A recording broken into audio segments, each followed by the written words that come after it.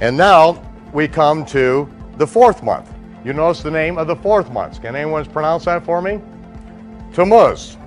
Tammuz. Right on the biblical Hebrew calendar, we have the month of Tammuz. That's what it is on the Jewish calendar. Does anyone know anything about Tammuz? We read about Tammuz in Ezekiel 8. It talks about the the women weeping for Tammuz. Now, what is this women weeping for Tammuz? What do we have going on here? We have to just step back a little bit and find out who Tammuz's mother was.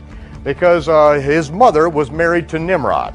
Nimrod, the builder of the Tower of Babel, that's his fame. He died and he ascended up into heaven and became the sun, or the sun god.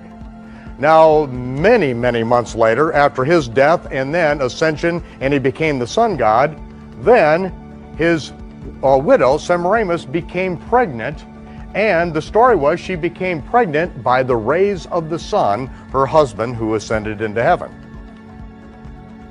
So it is that we have the month of Tammuz. Now, what happened is Semiramis died, but as luck would have it, she was reincarnated on the first Sunday after the vernal equinox as Easter, the goddess of fertility, who came down out of heaven in this giant egg, landing in the Euphrates River, busting out and turning a bird into an egg-laying rabbit. Then Tammuz died, as luck would have it. Now, you do use the word facetiously, because he died by being gored by a wild boar in his 40th year. And so, from then on, after his death, he was worshipped by setting aside one day of weeping for Tammuz for each year of his life. So, the 40 days preceding the day when his mother was reborn as Easter, the goddess of fertility, that is set aside the 40 days of weeping for Tammuz. Now I think it's called Lent. And then on Easter Sunday, then they kill the wild boar that killed Tammuz and eat ham on Easter Sunday.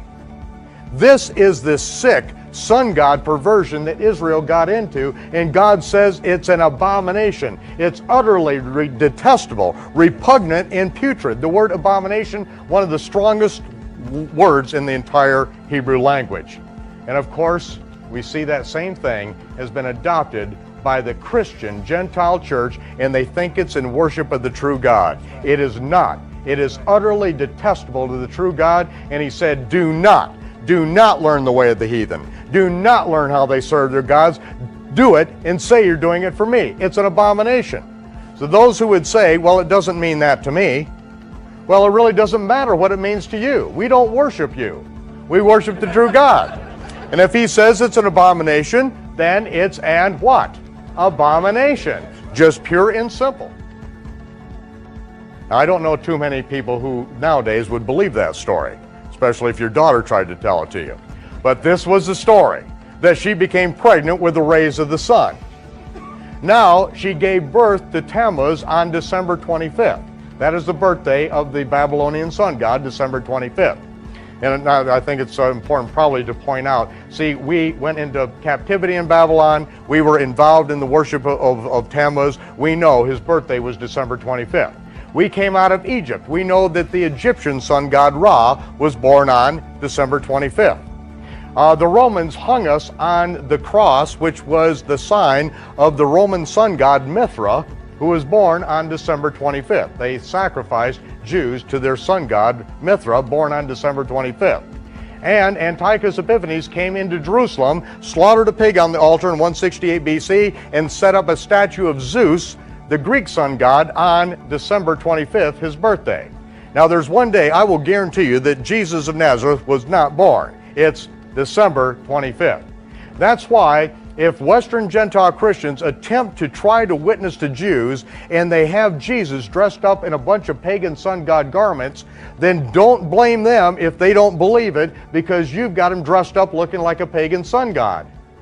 They're not supposed to be worshiping pagan sun gods, and don't dress Jesus up like that. He was born on Tishri 15, and if you can't celebrate his birthday on the right date, then don't celebrate any pagan sun god's birthday.